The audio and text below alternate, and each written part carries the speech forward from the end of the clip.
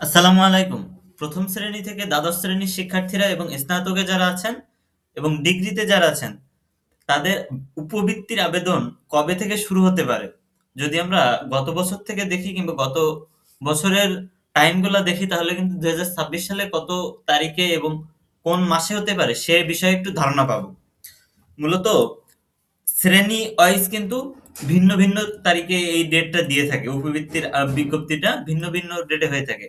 ২০২৫-২৬ অর্থ বছরের নতুন উপবৃত্তির আবেদনের সময়সীমা শিক্ষা স্তর ও প্রোগ্রামের ধরন অনুযায়ী ভিন্ন ভিন্ন হয়ে থাকে।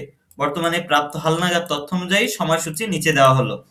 প্রাথমিক ও উচ্চ মাধ্যমিক অর্থাৎ ষষ্ঠ থেকে দ্বাদশ শ্রেণী ২০২৬ খ্রিস্টাব্দের স্কুল ও মাদ্রাসার নতুন শিক্ষার্থীদের তথ্য অগ্রিম সংগ্রহের জন্য ইতিমধ্যে নির্দেশনা দেওয়া হয়েছে।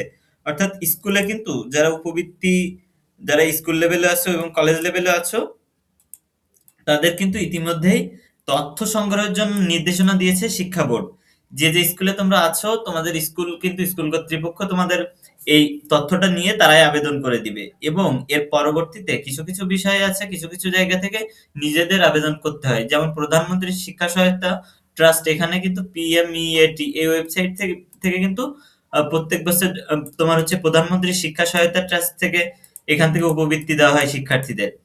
স্নাতক পাস ও সমমান পর্যায়ে ২০২৫-২৬ অর্থবছরে জুলাই এবং জুন মেয়াদের জন্য বাছাই কমিটির প্রক্রিয়া এখনো কিন্তু চলছে এবং নতুন বছরের আবেদনের ক্ষেত্রে সাধারণত মে থেকে জুন মাসের দিকে বিজ্ঞপ্তি প্রকাশ হয়ে থাকে। প্রাথমিক ও জুনিয়র উপবৃত্তি তো এখানে অষ্টম শ্রেণীতে যারা উপবৃত্তির জন্য যারা পরীক্ষা দিয়েছিলে বৃত্তি পরীক্ষা তাদের তো ২০২৫ সালের ডিসেম্বর মাসে অনুষ্ঠিত হয়েছে এবং ২৬ সালে খুব দ্রুত মার্চের ভিতরে আশা করি তোমরা তোমাদের রেজাল্ট পেয়ে যাবা। তোমার হচ্ছে ডাচ বাংলা ব্যাংকে শিক্ষাবৃত্তি দিয়ে থাকে। ডাচ বাংলা ব্যাংকেও তোমরা আবেদন করতে পারো এবং এই যে আবেদনটা কিন্তু সম্ভাব্য জুলাই মাসে হয়ে থাকে। যদি আমরা দেখি তাহলে কিন্তু ২৫ সালে ১৩ই জুলাই শুরু হয়েছিল এবং ২৬ সালেও আশা করি যে জুলাই মাসে এই আবেদনটা শুরু হবে। তো অবশ্যই তোমরা যারা উপবৃত্তির জন্য আগ্রহী অবশ্যই তোমরা পড়াশোনা পড়াশোনার খরচ চালানোর জন্য এখানে আবেদন করতে পারো। অন্যান্য অনুদান প্রধানমন্ত্রী শিক্ষা সহায়তা ট্রাস্টের অধীনে ২০২৫-২৬ অর্থবছরের চিকিৎসা অনুদান সংক্রান্ত আবেদন বিজ্ঞপ্তি ইতিমধ্যে প্রকাশিত হয়েছে। জানুয়ারি থেকে ফেব্রুয়ারির ভিতরে তোমার হচ্ছে এই আবেদনটা করে ফেলতে হবে।